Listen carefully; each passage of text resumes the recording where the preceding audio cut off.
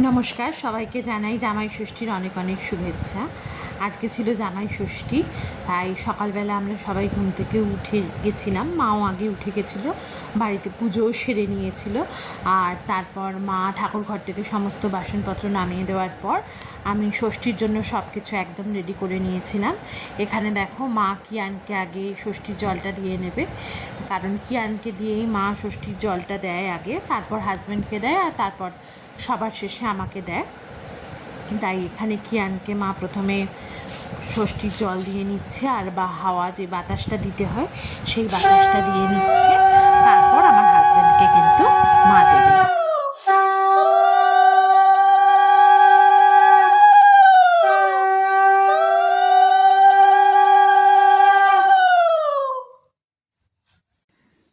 আর এখানে কিয়ানকে মা একটু মিষ্টি খাওয়াচ্ছিল। কিয়ান একদম মিষ্টি খেতে পছন্দ করে না, তাই প্রথমে বলছিল খাবে না, তারপর আমি বলাতে, যেহেতু বললাম পুজোর প্রসাদ খেতে হয়, তাই ও কিন্তু এখানে একটু মিষ্টি খেলে। এবার কিয়ানের ষষ্ঠী দেওয়া হয়ে গেছে, এবার কিন্তু মা হাজব্যান্ডকে ষষ্ঠী দিচ্ছে।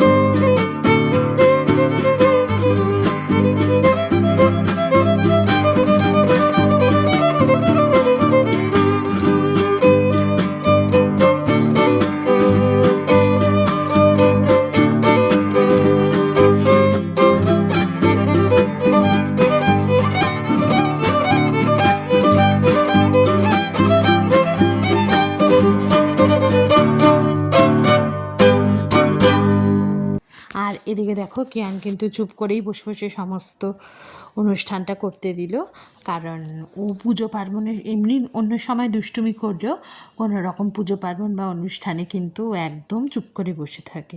কারণ ওকে বলেছি যে এখন পুজো বা অনুষ্ঠান চলছে, তাই তুমি কিন্তু একদম চুপ করে বসে থাকবে, কোনো রকম দুষ্টুমি করবে না। আর ও প্রথমে ভেবেছিল যে ঠাকুর মশাই আসবে, আমাকে জিজ্ঞেস করছিল পুজো হবে, কই তোমরা তো ঠাকুর সাজালে না, ঠাকুর মশাই কখন আসবে? আমি বললাম না, এই পুজোতে ঠাকুর মশাই আসবে না, এটা আমরাই বাড়িতে করব। আর ট্রেটা দেখে কিন্তু কিয়ান খুব খুশি হয়ে গেছিল। আমাদের জামাই ষষ্ঠীর তো সব কিছু মিটলো, কারণ হাজব্যান্ডের অফিস আছে আজকে। তোমাদের একটু সকাল সকালেই বসে গেছি, কারণ হাজব্যান্ড বললো ওর অফিস আছে, সে কারণে বেশিক্ষণ সময় দিতে পারবে না। তাই আজকে আমরা সবাই 6:30টার সময় ঘুম থেকে উঠেছি, আমি স্নান করলাম, সব কিছু রেডি করলাম, মা স্নান করলো, পুজো করলো, তারপর সমস্ত কিছু রেডি করে এখন হাজব্যান্ড গেছে একটু জলখাবার আনতে, কারণ জলখাবার ভেবেছিলাম বাড়িতেই করবো, তা ও বললো আর করতে হবে না, মাও বললো ছেড়ে দে, আর এখন গরমের মধ্যে করতে যাস না। আজকে এখন সকাল থেকে প্রচণ্ড রোদ্দুর উঠেছে, আর কালকে তো সারাদিন বৃষ্টি হয়েছে তোমরা জানো। আর তোমার এখন একটু জলখাবার আনতে গেল, তারপর তোমার জলখাবারটা খেয়ে একটু রেস্ট করবো। আজকে আর জ্ঞানকেও পড়তে বসাবো না। আর তারপর তোমার তো মাসি আসবে, কাজকর্ম করবে, আর তারপর রান্না বলতে আজকে ইচ্ছে আছে একটু ওই জামাই ষষ্ঠী খাওয়া দাওয়া তো আজকে করবো না, যেহেতু বলছি হাজব্যান্ডের অফিস আছে। বলেছিলাম রান্না করি, মাও বলেছিল, তা ও বলে খেতেও পারবে না, সে কারণে আর আজকে করবো না, অন্যদিন খাওয়া দাওয়া করবো। আর আজকে একটু বানাবো তোমার প্রন ফ্রাইড রাইস আর একটু লেমন চিকেন। কিয়ান চলে এসেছে, ও অনেক সকালবেলা ঘুম থেকে উঠেছে, উঠে রেডি হয়েছে, স্নান করেছে, ষষ্ঠী দিলাম।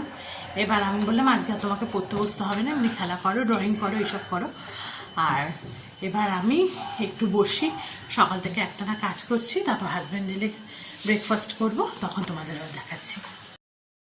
আর হাজব্যান্ড বাইরে থেকে জলখাবার নিয়ে চলে এসছে, নানপুরি আর চানা মশলা নিয়ে এসছে। এবার এটাকে আমি সার্ভ করে দেব, আমরা খেয়ে নেব।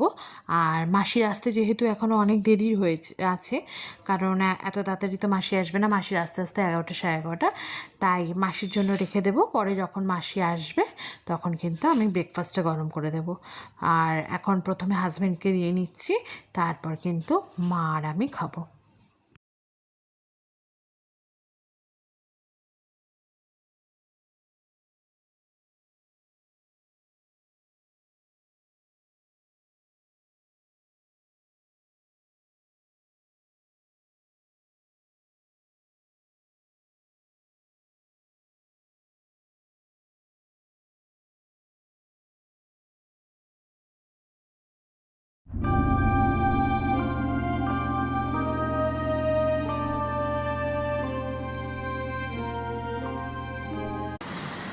আমাদের ব্রেকফাস্ট খাওয়া হয়ে গেছে, এবার কিয়ান বসে জেমস খাচ্ছে, ওই ওকে যেগুলো দিয়েছিলাম ষষ্ঠীতে, ওই একটা একটা করে এবার আনছে। অলরেডি একটা কোল্ড ড্রিঙ্কস নিয়ে নিয়েছে, জেমস নিয়ে নিয়েছে, আর কিছু খায়নি। সকালবেলা থেকে ওর বাবা খাবার খাওয়ালো, আর তার আগে একটা কলা খেয়েছিল। আর এখন জেমস নিয়ে বসে আছে, আর আজকে বললো পড়তে বসবে না। আমি বললাম একটু পড়তে বস, একটু ড্রয়িং কর, বললো না আজকে আর করবো না কিছু। আমি ঠিক আছে, তাহলে আর করতে হবে না। আর হাজব্যান্ড এদিকে করছে কাজ, আর আমরা এখন বসে আছি, একটু পরেই মাসি আসবে, তারপর ঘরবাড়ি পরিষ্কার হবে। ঘরবাড়ি বলতে মাসি যেমন ঝাড় দেয় পোছে করবে, আর আমি যেইখানে যেই রুমটা পুজো হলো সেখানে হ্যাঁ সেখানে কিন্তু আমি অলরেডি সকালবেলা উঠে ঝাড়া পোছা করে নিয়েছি। এই দেখো লাইট গ্রিন, এখন জেমস খাচ্ছে, কালারগুলো আলাদা করছে, 2 প্যাকেট জেমস নিয়েছে, জেমস নিয়ে আলাদা আলাদা কালারগুলো করছে। এই দেখো আমার গ্রিন কালার দেন, সব একসাথে মুখে ঢুকাস না। আর তারপর রাতে কিন্তু আমরা বাড়িতে ডিনার করিনি, মা বললো চল বাইরে থেকে কোথাও খেয়ে আসি। আর হাজব্যান্ডেরও যেহেতু কাজ হয়ে গেছিলো, তাই কোথায় যাব ঠিক করে ভাবলাম চলো কারিমসেই যাই, কারণ কারিমসটা একটু মোটামুটি ফাঁকা ছিল। আর জানো যেহেতু আজকে জামাই ষষ্ঠী, প্রত্যেকটা রেস্টুরেন্টেই ভীষণ ভিড়, তা ভাবলাম কারিমসে যদি জায়গা না পাই তাহলে অন্য কোথাও করব। কিন্তু এসে দেখলাম কারিমসের টেবিল তোমার ফাঁকাই ছিল, তাই সেখানেই চলে গেছিলাম।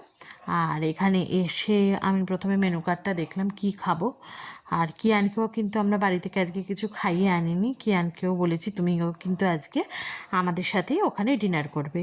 তো কিয়ান বললো ঠিক আছে মাম্মা, ওখানেই করবো। তা আমরা খাবার দাবার অর্ডার করে দিয়েছিলাম।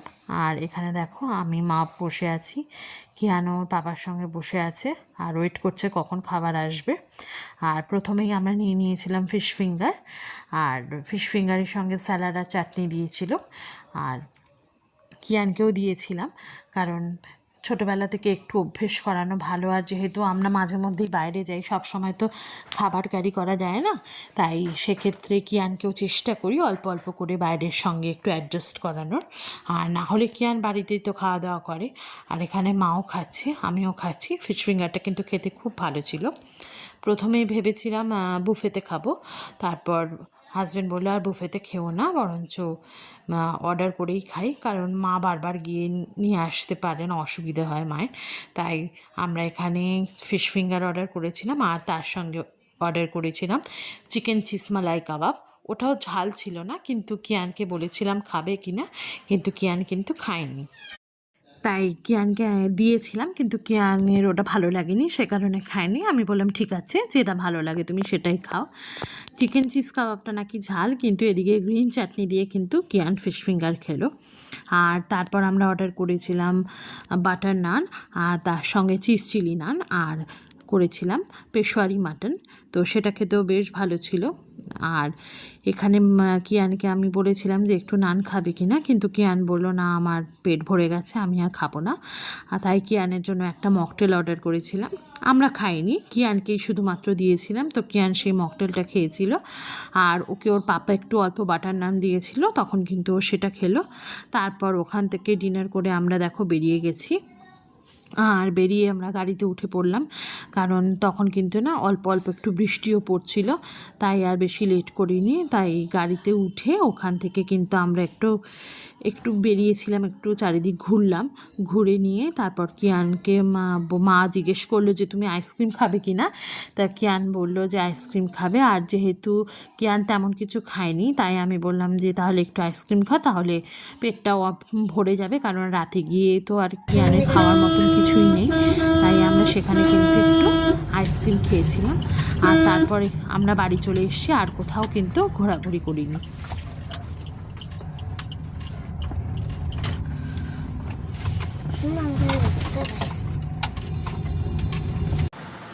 আমরা বাড়ি চলে এসেছি, আর একটু ঘোরাঘুরি করেছিলাম ডিনার করার পর। তাও এখন তোমার বাজে হলো 10:20। 10:20 মধ্যে বাড়ি চলে এসেছি, আর গাড়ি পার্কিং করিয়ে দিয়েছে হাজব্যান্ড। এবার কিয়ানকে নিয়ে ফ্রেশ করাতে গেছে। এবার আমরা একটু এসে বসলাম, মা অলরেডি চেঞ্জ করে ফেলেছে। কিয়ান ফ্রেশ হয়ে গেলে ওকে বেডরুমে পাঠিয়ে দেবো। অলরেডি ঘরের রুমের দরজা বন্ধ খুলে গেছিলাম, যেহেতু গরম ছিল। আর এসিও চালিয়ে দিয়েছি, আর ফ্যান চালিয়ে দিয়েছি। এবার কিয়ান ফ্রেশ হয়ে গেলে ওকে বেডরুমে দিয়ে আসতে বলবো, তারপর আমি ফ্রেশ হয়ে বেডরুমে যাব। আজকে তোমাদের সঙ্গে কথা বলছি না, তোমাদের সঙ্গে দেখা হবে আবার পরের ভিডিওতে। ততদিন তোমরা সবাই খুব ভালো থেকো, সুস্থ থেকো। আমার চ্যানেলটাকে সাবস্ক্রাইব করে ভিডিওটাকে লাইক করে আমার পাশে থেকো। আজকে আসছি, গুড নাইট।